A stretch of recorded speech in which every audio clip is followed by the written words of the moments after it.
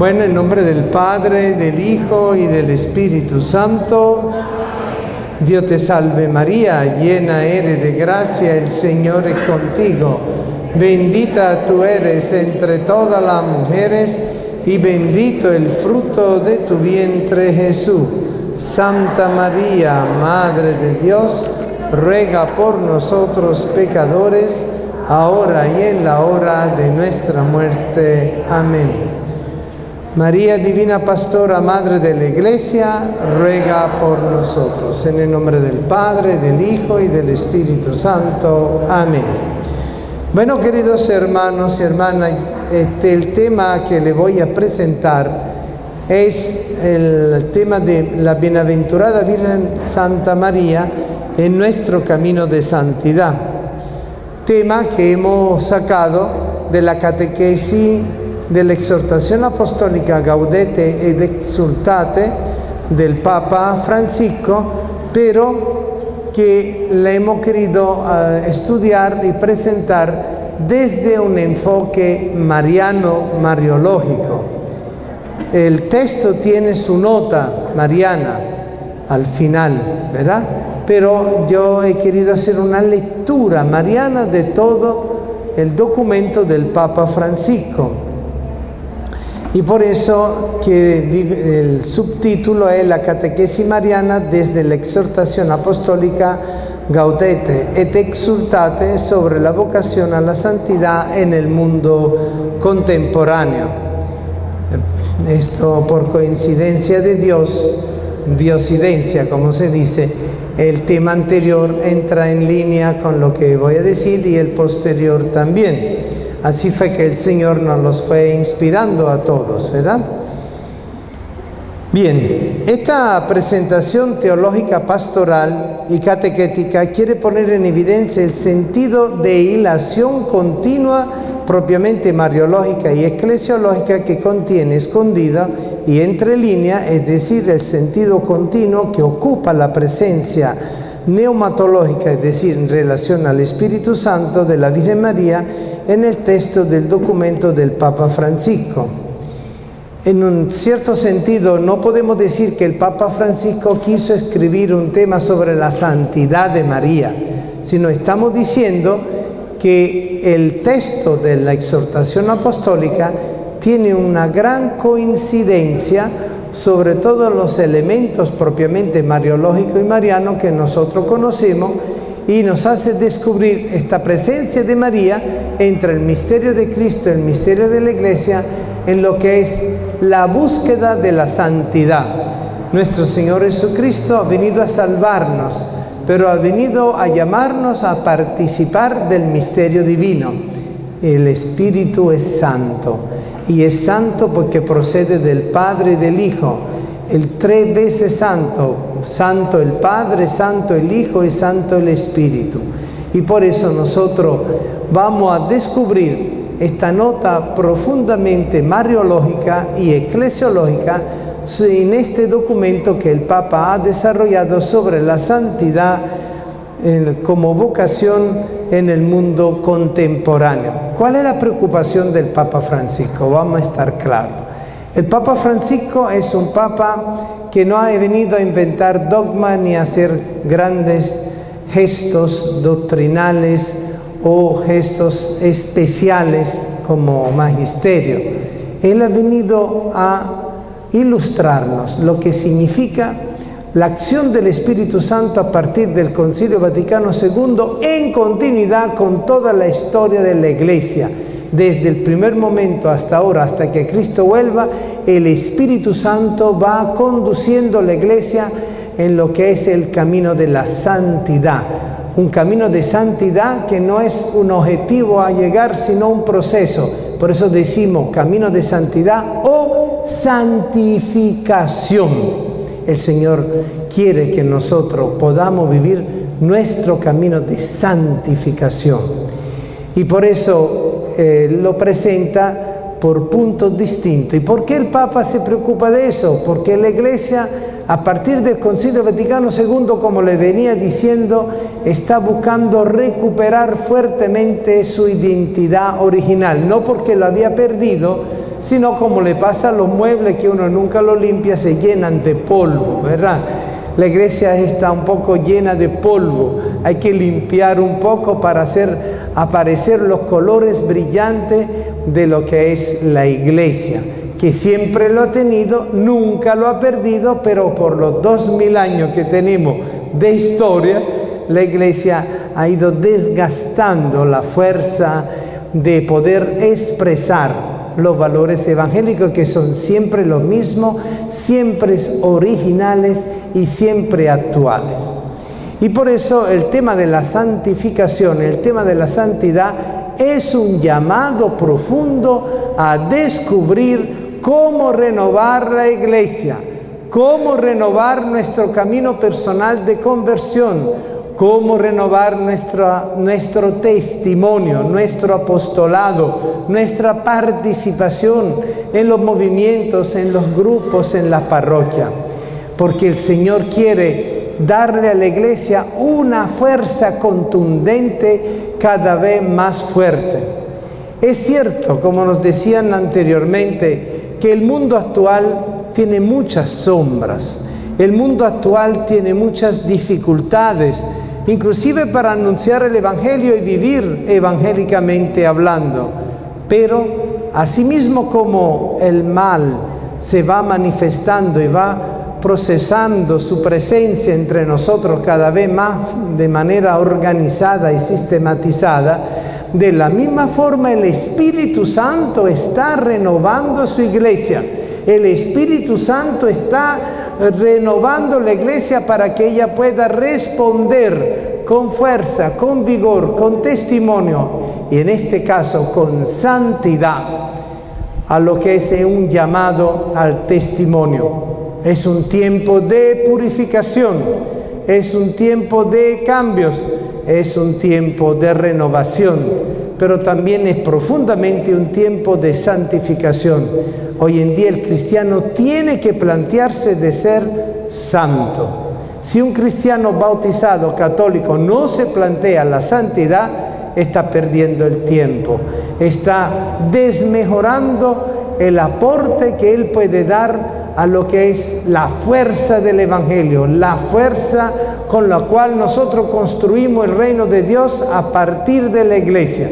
Porque el problema no es solo la iglesia, es cómo la iglesia puede ayudar a transformar el mundo, cómo la iglesia puede ayudar a renovar el mundo, cómo la presencia de Dios en la iglesia puede transformarse en presencia de Dios en el mundo, para que el reino de Dios crezca, para que el reino de Dios aparezca, para que la ciudad de Dios pueda estar permanentemente entre nosotros y fuertemente entre nosotros. Esa es la intención que el Santo Padre Francisco ha tenido y seguramente seguirá teniendo, la renovación de la iglesia, que no es solo una reorganización, no es algo burocrático, no es cuestión de cargos y jerarquías, es cuestión de vivencia, es cuestión de testimonios, es cuestión de estar en la realidad de la experiencia de Dios.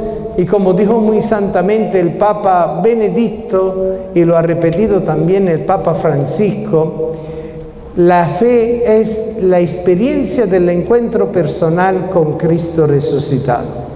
Y por eso entonces la lectura en clave mariana y mariológica de este documento sobre la santidad en el mundo contemporáneo nos puede brindar muchos elementos para poder conectar y hacer puentes entre este documento y nuestro deseo que la devoción mariana se renueve, que la devoción mariana sea fuerza de nueva evangelización, que la presencia de María no sea una presencia obsoleta o encerrada en un nicho, ¿verdad?, o en un rezo, o encerrado solo en una simple devoción, sino una presencia mariana de María resucitada en el cielo y glorificada en cuerpo y alma, que sigue actuando en misión maternal celestial desde arriba para podernos ayudar a caminar con ella hacia lo que es la casa del Padre. ¿Y quién más que la Madre puede enseñarnos el camino que conduce al Padre? ¿Quién más que la Madre nos puede enseñar el misterio del Hijo? ¿Quién más que la Madre Virgen puede ayudarnos a descubrir lo que es la vida en el Espíritu? Un espíritu que santifica, no es solo una espiritualidad, tiene que ser una espiritualidad santificante, porque el Espíritu es santo y esa propiedad de la santidad del Espíritu lo tiene en común con el Padre y con el Hijo y lo quiere transmitir a toda la Iglesia. Vamos a seguir la misma subdivisión que tiene el documento, que está dividido en 5 capítulos. El primer capítulo, después de una presentación, alegraos y regocijaos, viene el llamado a la santidad. El segundo capítulo, 12 sutiles enemigos de la santidad. El tercer capítulo, a la luz del Maestro. El cuarto capítulo, alguna nota de la santidad en el mundo actual. Y el quinto capítulo, combate, vigilancia y discernimiento. Yo voy a prácticamente hacer énfasis en la interpretación mariológica de cada uno de los puntos. Con respecto a la presentación, ¿verdad? Que le dije que abre el documento, alegraos y regocijaos. Cuando el ángel en el Evangelio de Lucas le habla a María en Nazaret, le dice alégrate, y de forma equivalente luego le repite no tengas miedo, fórmula propiamente del anuncio mesiánico de los profetas como Sofonías, Zacarías, que Lucas utiliza también en el primer capítulo para presentarnos la anunciación y la encarnación, para indicar la realización en ella de las promesas de la llegada del Mesías y la realización personal de María, que es la llena de gracia y la favorecida por Dios como la iglesia naciente. María es iglesia naciente, iglesia que va naciendo. En María nosotros vemos la iglesia como es concebida, en María vemos cómo la iglesia nace, en María vemos cómo la iglesia se desarrolla, cómo la iglesia madura en la fe, en la esperanza, en la caridad y en el camino no solo de la conversión, sino también de la santidad. El Catecismo define la santidad de María de la siguiente manera, en el numeral 492. Esta resplandeciente santidad del todo singular de aquella que ella fue enriquecida desde el primer instante de su concepción, le viene toda entera de Cristo. Resplandeciente santidad le viene a María todo de Cristo. Ella es redimida de la manera más sublime en atención a los méritos de su Hijo. María no es inmaculada concepción por sus propios méritos, sino por los méritos de su Hijo. Es su Hijo que lleva a la plenitud su propia madre antes que ella misma inclusive fuera concebida y desde el momento de su propia concepción. El Padre la ha bendecido con toda clase de bendiciones espirituales en los cielos, en Cristo más que a ninguna otra persona creada. Él la ha elegido en Él antes de la creación del mundo para ser santa, inmaculada en su presencia en el amor, como nos recuerda la carta a los Efesios de San Pablo en el primer capítulo, versículo 4. Todos los predestinados por Dios han sido escogidos por Dios para ser santos e inmaculados. Y si todos tenemos esa gracia, con más razón María ha sido predestinada por Dios para ser santa e inmaculada, igual que toda la iglesia es santa e inmaculada. Y por eso María se adorna con esa realidad de ser santa e inmaculada, porque ella, como representante, el miembro más importante y eminente de la iglesia, ella es santa e inmaculada. Todo lo que ocurre en María ocurre en la iglesia. No hay nada que ocurra en la iglesia que no ha sido algo que María haya conocido, vivido y compartido. Con razón, la definición de la relación entre María y el Espíritu Santo se puede entender como una totalidad. Entre María y el Espíritu hay una relación de totalidad. No hay ningún elemento que pueda oscurecer la acción de María y la respuesta de María frente a la acción y la presencia del Espíritu Santo en su vida. Se puede entender como una totalidad, una plenitud de presencia y acción en ella, así como en general opera en todas las facultades del hombre. Es importante que nosotros descubramos cómo actúa el Espíritu Santo en nosotros. La acción del Espíritu Santo en nosotros es una actuación como por encima de nosotros, ni tampoco es una acción mágica en nosotros. La acción del Espíritu Santo va de acorde con nuestras propias facultades, con nuestras propias capacidades. Y eso es fundamental, porque eso significa que el Espíritu no pone lo que no hay, sino de lo que hay, Él lo lleva a un grado de perfección. Si la persona es una persona inteligente, el Espíritu le concede el don de ciencia, de sabiduría.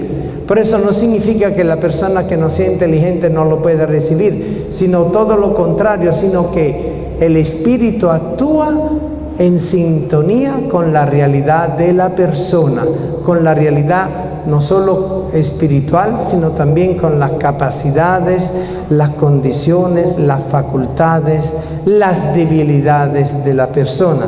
Por eso podemos ver como muchas veces el Espíritu Santo primero nos convierte y nos ayuda a vivir el proceso de conversión, y allí donde hemos fallado con el pecado y hemos recibido la gracia correspondiente, es allí donde nosotros aprendemos a predicar y a dar testimonio.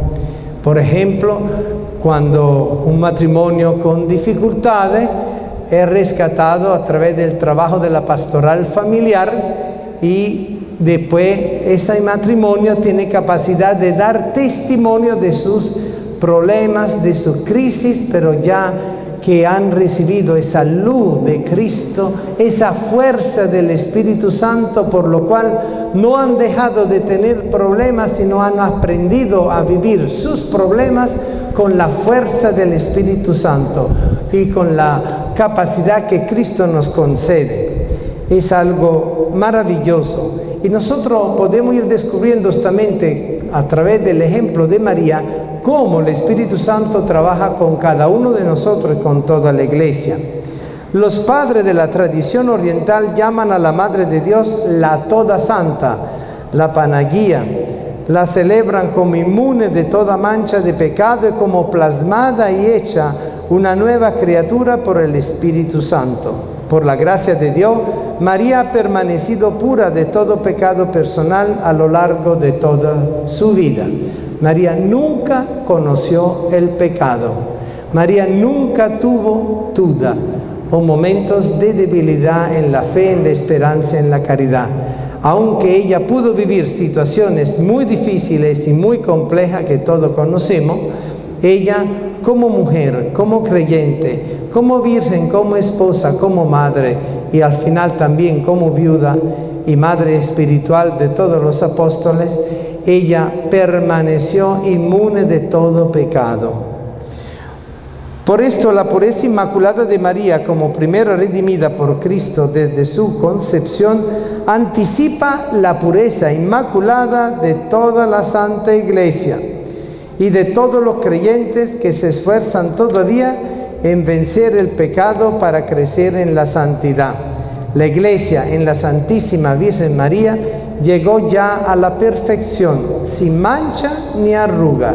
En ella la Iglesia es ya enteramente santa. Por eso nosotros veneramos quién es María como Madre del Señor y Madre nuestra, pero la proclamamos no solo inmaculada, virgen, sino que la proclamamos toda santa, porque en ella no hubo sombra de imperfección y de pecado que pudiera ensombrecer, limitar, negar, oscurecer el camino de la gloria que Dios le tenía destinado a ella y a cada uno de nosotros. porque ver a María significa ver a la iglesia, y ver a María y a la iglesia significa también vernos a nosotros mismos como miembros del cuerpo místico de Cristo. En María la iglesia celebra su misterio junto al de Cristo, celebra la plenitud de la persona humana redimida por Cristo, plenitud de la persona humana, es decir, la persona que llega a dar todo lo mejor de sí mismo para Dios, la persona que se entrega totalmente a Dios, una persona que de verdad no solo sirve en el apostolado, en la parroquia o en cualquier otra actitudes de relación apostólicas o de membresía dentro de la comunidad de fe, sino que todo su corazón está volcado hacia Dios. María es justificada por Dios y en al mismo tiempo del Espíritu Santo. María, virgen, esposa y madre, es en semilla, en su esencia, la misma iglesia, donde se realiza la misión del Hijo y la misión del Espíritu Santo, según como nos dice el Catecismo de la Iglesia Católica, numeral 485, 689 hasta el 690. Por esto ella es madre de la cabeza, Cristo, y de los miembros del cuerpo místico de Cristo, por obra y gracia del Espíritu Santo, es nuestra madre en el Espíritu. Es la madre toda santa de la iglesia, que es santa, porque la iglesia va a alcanzar la santidad de María a través de las pruebas, de las purificaciones, del tiempo que le corresponde, y al final ella será santa, inmaculada y pura totalmente, igual que María. Desde el comienzo María, primera iglesia, María la podemos definir primera iglesia, María es la primera iglesia. Acoge la misión del Espíritu Santo en su corazón para la santificación de la iglesia, empezando desde ella y con ella. La iglesia empieza desde María y con María. Cuando el Hijo terminó la obra que el Padre le encargó realizar en la tierra, fue enviado el Espíritu Santo el día de Pentecostés para que santificara continuamente a la iglesia, como nos dice el documento Lumen Gentium 4. Es entonces cuando la iglesia se manifestó públicamente ante la multitud en Pentecostés. Se inició la difusión del Evangelio entre los pueblos mediante la predicación. Como ella es convocatoria de salvación para todos los hombres, la iglesia es, por su misma naturaleza, misionera, enviada por Cristo a todas las naciones para hacer de ellas discípulos suyos. Esto también está tomado del Catecismo de la Iglesia Católica, numeral 767. Es importante que nosotros, al poner esta referencia del Catecismo de la Iglesia Católica o de la Escritura o de la tradición, lo sepamos aprender a leer, a manejar, porque la doctrina de la Iglesia tiene los tres elementos fundamentales, que es revelación sagrada escritura, tradición de la iglesia y magisterio. Nosotros, los sacerdotes, tenemos el deber, no solo el placer, sino el deber de transmitirle a ustedes toda esta capacidad, no solo de formación académica, intelectual y espiritual, sino transmitirles a ustedes el misterio de la verdadera experiencia de la fe, de la esperanza y de la caridad que vive la comunidad en Cristo desde que Él la ha fundado. La santidad de María se realiza en su virginidad, esponsalidad y maternidad por obra de la gracia y la acción del Espíritu Santo, siendo el modelo que tipifica toda la iglesia de Cristo, le da su semblante y su rostro maternal y virginal desde la intimidad esponsal.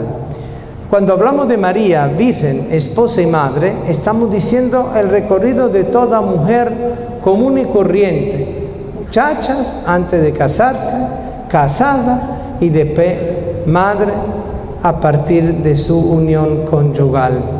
Y ese recorrido de la mujer es el recorrido que justamente hace y vive María a la luz del Espíritu, consagrándolo totalmente al Señor. ¿Pero para qué? No solo para ella misma, María no se hizo santa para ella misma. María no fue hecha santa por el Espíritu solo para ella misma. Para que todos nosotros tuviéramos el modelo. Así como la que trabajan en sastrería tienen los modelos para sacar los vestidos, ¿verdad? Bueno, de ese modelo nos sacan los vestidos y después lo medio arregla según los tamaños y la gordura o la flaqueza de las personas, ¿verdad? O alto, o bajo, o ancho, bueno, lo que sea, ¿verdad?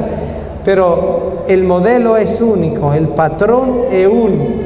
Entonces María es modelo y patrón para que todos nosotros podamos tener cabida en la iglesia y nosotros darle cabida a la acción del Espíritu, que es santo y que nos quiere santificar y no solo espiritualizar, para que nosotros podamos ser miembros verdaderos de la iglesia.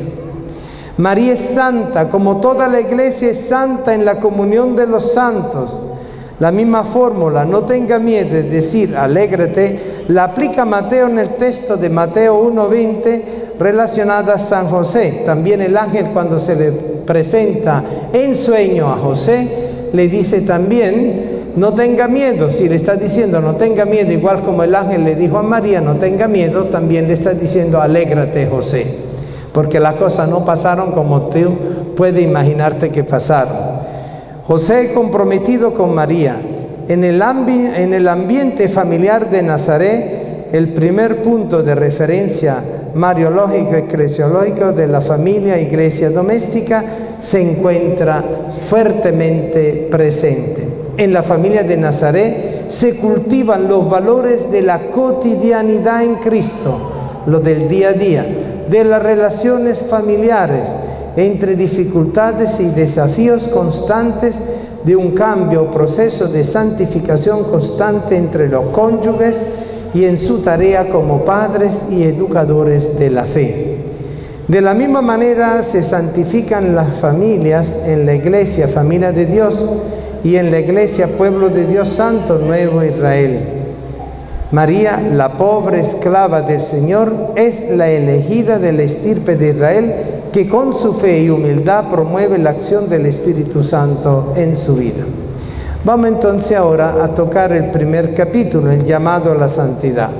Es fundamental, no voy a leer todo el texto porque es muy largo, porque quiero justamente dar los elementos esenciales para que ustedes puedan irse con una idea sistematizada y general. El llamado a la santidad es para todos. A veces nosotros pensamos que santos son solo aquellos que vuelan sobre la nube, que tienen fenómenos místicos especiales, que tienen capacidades especiales.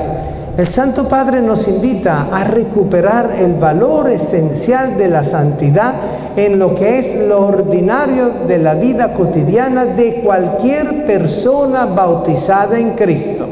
Cualquier persona bautizada en Cristo, con su sencillez, con su normalidad, con su personalidad, con su historia, en el sitio donde vive, se desarrolla, en el camino que ha escogido, puede ser santa, y de hecho es santa, porque nosotros al recibir el Espíritu Santo desde el sacramento del bautismo, quedamos sellados, quedamos marcados, y por eso nosotros ya estamos santificados y por eso somos justificados por la gracia de Cristo. Ya ha sido borrado el pecado original, ya ha desaparecido.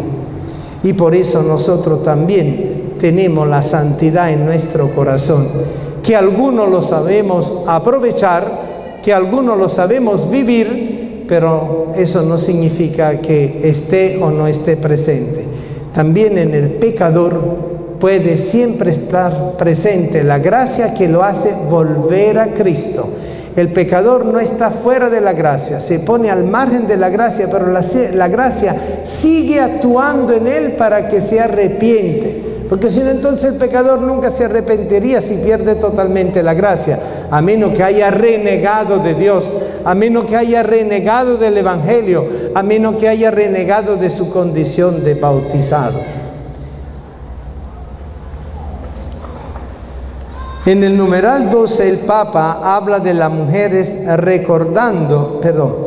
por esto el llamado a la santidad de Mariano se hizo universal, con el sí de María en la Anunciación.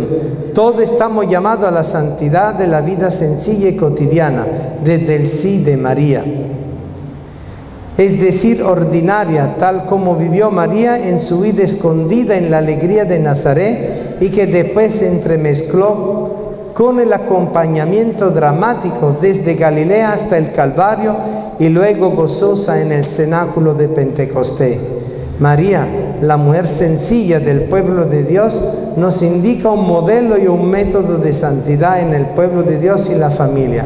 Y Francisco lo recuerda de esta manera en el numeral 7. Me gusta ver la santidad en el pueblo de Dios, paciente, a los padres que crían con tanto amor a sus hijos, en esos hombres y mujeres que trabajan para llevar el pan a su casa, en los enfermos, en las religiosas ancianas que siguen sonriendo y que no son amargadas, quiere decir, ¿verdad? En esta constancia para seguir adelante día a día, veo la santidad de la iglesia militante. Esa es muchas veces la santidad de la puerta de al lado, la clase media de la santidad. El Papa habla de una forma muy actualizada. El Papa quiere llegarle a todo el mundo. El Papa no quiere llegarle solo a aquellos que ya sabemos todo y que ya hacemos todo. El Papa quiere tocar el corazón de los alejados, de los indiferentes, de los incrédulos, de los tibios. Quiere tocarle el corazón a mucha gente cristiana católica que se ha salido peleada de la iglesia, peleado con el sacerdote, peleado con la religiosa, peleado con la comunidad, peleado con los catequistas, peleado con los monaguillos, etc. ¿Cuántos de nosotros sabemos cuentos y cuentos y cuentos, verdad? Pero esas personas son cristianas, son bautizadas, hay que ayudarlas a volver a la iglesia, ¿verdad? También en numeral 2 el Papa nos habla en este capítulo de las mujeres, recordando sin decirlo a Isabel y a María, dos mujeres santas, porque llenas del Espíritu Santo. Bendita tú entre las mujeres y bendito es el fruto de tu vientre Jesús. Lucas 1, 41, 42.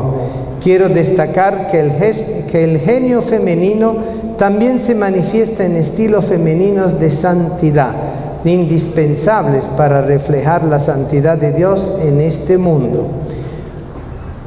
Precisamente aún en épocas en que las mujeres fueron muy relegadas, el Espíritu Santo suscitó santas cuya fascinación provocó nuevos dinamismos espirituales e importantes reformas en la Iglesia.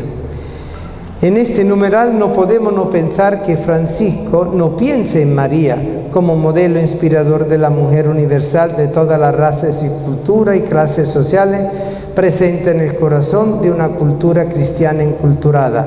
María siempre en la búsqueda personal de vivir la gracia del encuentro con el Señor.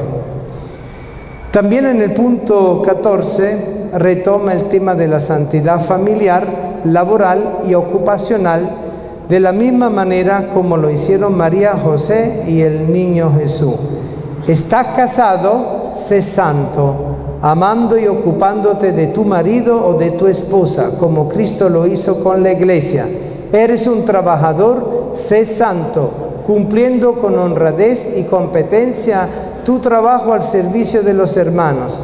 Eres padre, abuela o abuelo, sé santo, enseñando con paciencia a los niños a seguir a Jesús.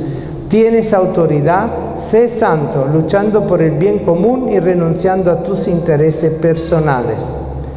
Otra relación mariológica la podemos encontrar en el punto 34 cuando nos dice: no tengas miedo de apuntar más alto, de dejarse amar y liberar por Dios.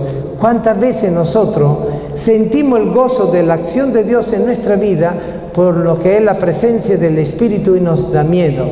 Es algo demasiado fuerte para nosotros, es como cuando algo nos estremece por dentro y nos parece que es demasiado, es muy fuerte para mí. Entonces volvemos a opacar nuestro camino interior de fe, de esperanza y de caridad porque nos da miedo, porque si el Señor me da tanto, tendré que yo también responderle con mucho. Por eso el Señor nos dice, no tenga miedo de apuntar más alto, de dejarte amar y liberar por Dios. El trabajo que nosotros llevamos por dentro, en nuestro corazón, no es un trabajo a media, no es un trabajo para empezarlo y dejarlo igual para toda la vida. Tiene que ser un trabajo de santificación cada vez más intenso, más fuerte. Y por eso el Señor nos tiene a nosotros preparados tiempo de vaca flaca y tiempo de vaca gorda, tiempo de dificultad y tiempo de alegría, para ir templando nuestro corazón interior, para ir fortaleciendo nuestra respuesta en la fe, en la esperanza, en la caridad. Qué fácil cuando todo funciona, qué fácil cuando lo tenemos todo, qué difícil cuando hasta el papel higiénico nos falta y no sabemos qué hacer. Es el ejemplo sencillo. Nosotros tenemos que aprender a crecer en toda circunstancia, en todo momento. No tengas miedo de dejarte guiar por el Espíritu Santo. La santidad no te hace menos humano, porque es el encuentro de tu debilidad con la fuerza de la gracia. En el fondo, como decía un autor, León Bloy, en la vida existe una sola tristeza, la de no ser santos. ¿Alguno de ustedes ha experimentado esa tristeza de no ser santo? ¿Lo han sentido alguna vez? Posiblemente lo han sentido cuando han dicho, quisiera ser santo. Pero en el fondo, cuando uno dice, quisiera ser santo, uno ya está expresando la tristeza del alma. La tristeza de un alma que aspira, pero que no logra, no porque no le están dando alas para volar, sino porque quiere quedarse tranquilo, sentadito encima de la rama que se mece y que me hace sentir suave, ¿verdad? El cristiano adormecido en su propia fe, en su propia esperanza, en su propia caridad, en su propio servicio. El ángel le dice a María, alégrate por ser un llamado a la santidad plena, y la invita a no tener miedo en aceptar su dignificación plena por obra del Espíritu Santo como la Madre de Dios y Madre nuestra. María no conocía exactamente los acontecimientos de su vida, lo que le iba a venir. Lo que sí, ella se dispuso a vivir cualquier cosa que viniera, movido por ese deseo profundo de ser santa, porque Dios es santo y ella sabía y sabe y sabrá siempre que Dios la quería santa, pero no solo para ella misma, sino para todos nosotros. Qué humildad de corazón hay que tener para poder pensar que mi santidad puede servir a los demás sin caer en el orgullo, en la soberbia. Qué humildad de corazón, qué sencillez de corazón. Bien, el capítulo 2 nos presenta dos sutiles enemigos de la santidad. La búsqueda de la santidad nos presenta enemigos, dificultades y tentaciones, pruebas de fidelidad. Este segundo capítulo nos muestra, en especial, según el Papa Francisco, dos enemigos del camino de santificación. Ahí vienen dos términos filosóficos, el gnosticismo y el pelagianismo. Dos tendencias o confusiones con nombre y apellido que comúnmente pueden crear una desviación que conduce al error y a la pérdida de la santidad. El catecismo nos recuerda cuál es su fuente original en nuestro corazón y mente. La primera obra de la gracia del Espíritu Santo es la conversión, que obra la justificación según el anuncio de Jesús al comienzo del Evangelio. Convertíos, porque el reino de los cielos está cerca. Movido por la gracia, el hombre se vuelve a Dios y se aparta del pecado, acogiendo así el perdón, la justicia de lo alto. La justificación no es solo remisión de los pecados, sino también santificación y renovación del interior del hombre, así como nos dice el Concilio de Trento. El hombre no puede por sí mismo alcanzar la santidad. Es fruto de la acción y presencia del Espíritu Santo en cada uno de nosotros. Él es el maestro interior, haciendo nacer el hombre interior. La justificación implica la santificación de todo nuestro ser. Si en otros tiempos ofrecisteis vuestro miembro como esclavo a la impureza y al desorden, hasta desordenarse, ofrecedlo igualmente ahora a la justicia para la santidad. Lo que fue instrumento de pecado, ofrecerlo a Dios como instrumento de santidad. Lo que le decía antes, que por donde viene la enfermedad viene el remedio y después viene la capacidad terapéutica de poder ayudar a curar y a sanar los corazones por donde nosotros hemos sido curados y sanados. Muchas veces nosotros decimos que la ley es el pedagogo, lo dice San Pablo, no lo decimos nosotros nada más, que la ley es el pedagogo, la ley de Moisés nos enseña cuáles son los pecados. Eso significa algo fundamental, que el pecado siempre nos ayuda a comprender la gracia. El pecado no es fin a sí mismo, el pecado nos hace comprender cómo Dios nos ama a pesar de ello. Cómo Dios puede remediar nuestro corazón a pesar de haber pecado.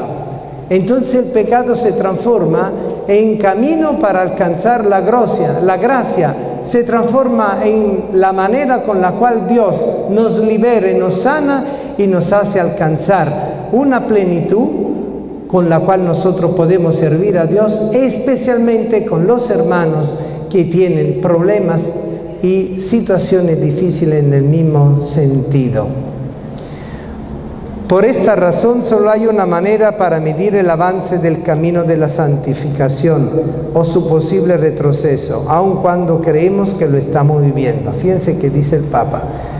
El Papa Francisco habla de los sutiles enemigos. La sutileza implica la astucia del enemigo, la facilidad del engaño, la incapacidad de diferenciar lo que es de Dios y lo que no le pertenece al camino de Dios. Esto fue lo que le pasó a Eva frente a la tentación de la serpiente. La serpiente era el más astuto de todos los animales del campo. Como viese la mujer que el árbol era bueno para comer, apetecible a la vista y excelente para lograr sabiduría, tomó de su fruto y lo comió. Después dio también a su marido, que igualmente comió. Génesis capítulo 1, 6. Francisco explica sencillamente que hay una sola manera para medir el verdadero camino tomado que conduce a la santificación. Gracias a Dios, a lo largo de la historia de la Iglesia quedó muy claro que lo que mide la perfección de las personas en su grado de caridad, no la cantidad de datos o conocimiento que acumulamos. Es la caridad lo que mide nuestra capacidad de santidad. El gnosticismo y el pelagianismo contienen su propio autoengaño. ¿Quiénes son los gnósticos? Los gnósticos tienen una confusión en este punto y juzgan a los demás según la capacidad que tengan de comprender la profundidad de determinadas doctrinas. Es decir, que el conocimiento de Dios es solo para personas iniciadas, no es para todos. Lo que responden a la mentalidad pelagiana o semipelagiana, aunque hablen de la gracia de Dios con discurso lleno de dulzura, en el fondo solo confían en su propia fuerza o se sienten superiores a otros por cumplir determinadas normas o por ser inquebrantamente fieles a cierto estilo católico. La vela del altar va aquí, no aquí. La cruz del altar va aquí, no aquí. A veces nos aferramos a ciertas normas de cierto estilo católico que en el fondo no son lo esencial, ¿verdad? Yo he visto muchas veces ese tipo de conducta. Estoy haciendo un ejemplo sencillo de conducta que pueden acontecer en la parroquia, en los grupos, en los movimientos, en las organizaciones. En el fondo es el pecado contra las virtudes teologales, dones del Espíritu Santo, que son la fe, la esperanza y la caridad. La fe por su incredulidad, la persona peca contra la fe por incredulidad y por su duda voluntaria en el único camino de salvación. La esperanza, se peca contra la esperanza por la desesperación. Cuando perdemos esperanza y tenemos desesperación, estamos pecando contra la esperanza. y tenemos también un cierto grado de presunción. Y pecado contra la caridad por su indiferencia, ingratitud, tibieza, pereza espiritual que llevan el odio a Dios. Todo esto nos lleva a falta general en la generosidad, la prontitud, la respuesta afirmativa y perseverante al llamado de la gracia por acción y presencia del Espíritu Santo. Es decir, somos víctimas de nuestro orgullo como Adán y Eva. Mirando a María, podemos comprender el secreto de su alma, que saliendo de sí misma se mueve hacia el encuentro con Dios y con el prójimo, manteniendo a Cristo en su corazón. Y esto es justamente el secreto. El Espíritu Santo obra en María en un camino progresivo de perfección, es decir, de perfección en perfección en su camino de fe, esperanza y caridad. Primero preparándola y concibiéndola sin pecado, realizando segundo en ella el designio de Dios como virgen fecunda. Tercero, manifestando en ella el Hijo del Padre como una nueva zarza ardiente. Cuarto, poniendo en comunión con Cristo a los hombres por medio de ella. Quinto, convirtiéndola en la nueva Eva, madre de los vivientes, madre del Cristo total, es decir, en madre de la Iglesia en Pentecostés. Hay una pedagogía de Dios. ¿Qué quiere decir pedagogía? Un método de enseñanza. Los profesores, los maestros tienen que hacer el componente, ¿verdad? El famoso componente. ¿Qué es el componente? Aprender a cómo presentar la formación que ellos tienen en una determinada disciplina. Los catequistas también, los teólogos y los filósofos en el seminario también. No es suficiente saber, hay que tener pedagogía, metodología.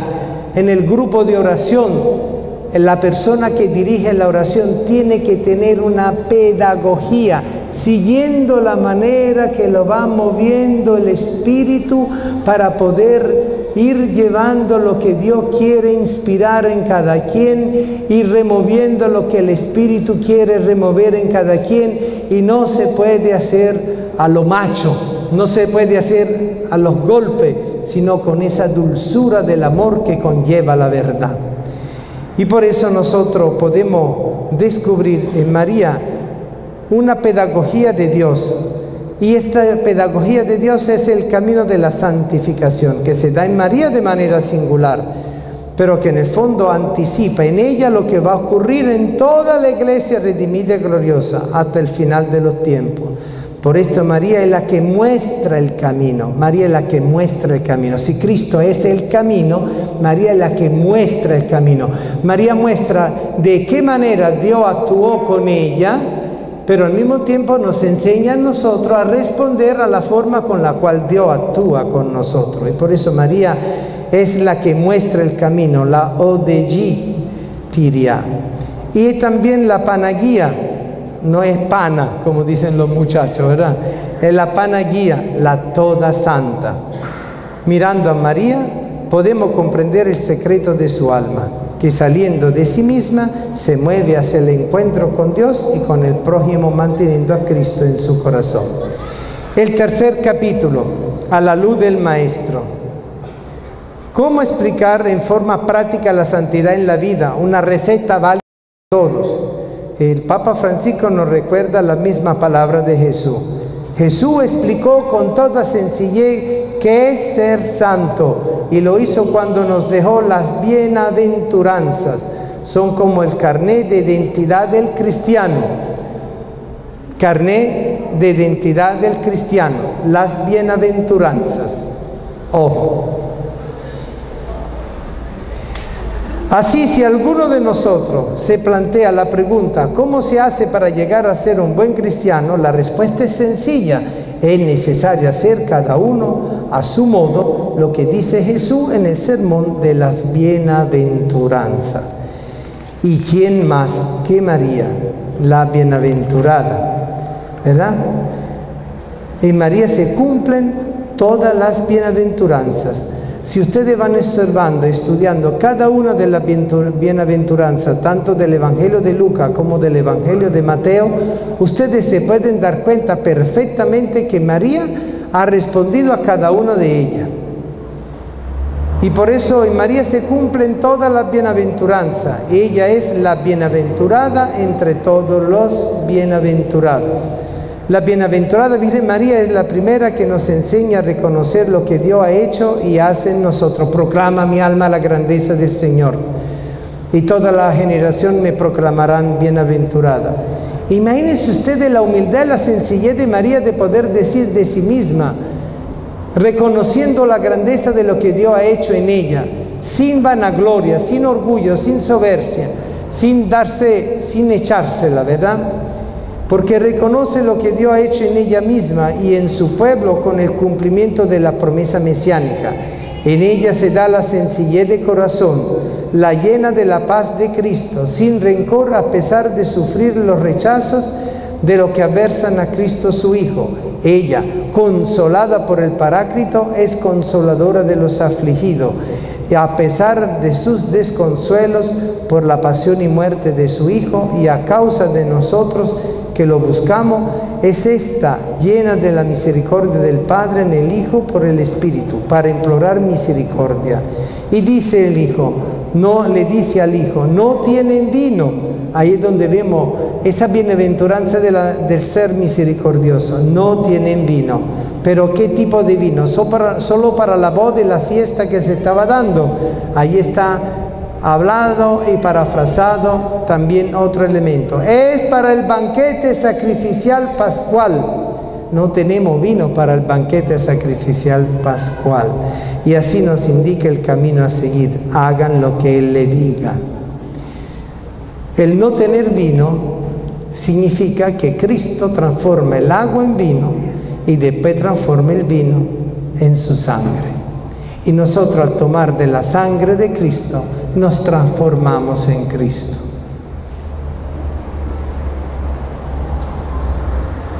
El Papa Francisco define la misericordia como el corazón palpitante de Dios, por lo cual estamos llamados con seriedad en el camino de la santificación, vivir de manera entrañable la misericordia, entrañable, es decir, desde nuestra propia entraña, desde lo visceral. Es decir, que para tener misericordia no hay que pensarlo dos veces, dicho en palabras sencillas. No hay que pensarlo dos veces y en todo tiempo. Él precisa esta actitud cristiana de implorar misericordia de Dios y realizar la misericordia consigo mismo y con los demás, siguiendo el protocolo de las obras que manifiestan esta manera de vivir cristianamente, que son las obras de misericordia. No se puede definirse uno cristiano sin entender la misericordia ni vivir al margen de la exigencia de Cristo para vivir las obras de misericordia. ¿O acaso puede entenderse la santidad al margen de este reconocimiento vivo de la dignidad de todo ser humano? Porque para tener un corazón lleno de misericordia y misericordioso significa tener un corazón que valora plenamente la dignidad de la otra persona, aunque sea la persona que yo aborrezco, aunque sea la persona que yo rechazo, aunque sea la persona que a mí me friega todo el tiempo, aunque sea la persona que a mí me aplica bullying todo el tiempo. Esa es la persona donde yo puedo responder con misericordia. Con el leproso, con el enfermo, con el paciente, con el enfermo anciano en la casa, que a todo el mundo le aborrece a veces atenderlo porque vive en el vacío de una mente que se está apagando y que está perdiendo el sentido de la vida, pero que al mismo tiempo está adquiriendo el sentido de la vida eterna. Y muchas veces nosotros no nos preocupamos de catequizar a nuestros ancianos terminales y pacientes terminales para hacerles descubrir que la muerte física es el camino de santificación para poder lograr el camino de la gracia plena en el más allá. El peligro es vivir entonces la dimensión ideológica, es decir, mentalizada por un convencimiento de carácter ideológico como el materialismo histórico, sin el espíritu de misericordia, como si fuéramos siempre una ONG que aplica obras sociales, pero no el espíritu de misericordia que implica la caridad social. Como sin el espíritu de misericordia que Cristo nos da con su sangre ofrecida para el perdón de los pecados. Lamento que a veces las ideologías nos llevan a dos errores nocivos. Por una parte, dice el Papa, el de los cristianos que separan esta exigencia del Evangelio de su relación personal con el Señor, de la unión interior con Él, de la gracia. Así se convierte el cristianismo en una especie de ONG, quitándole esa mística luminosa que también vivieron y manifestaron San Francisco de Asís, San Vicente de Paúl, Santa Teresa de Calcuta y otros mucho más.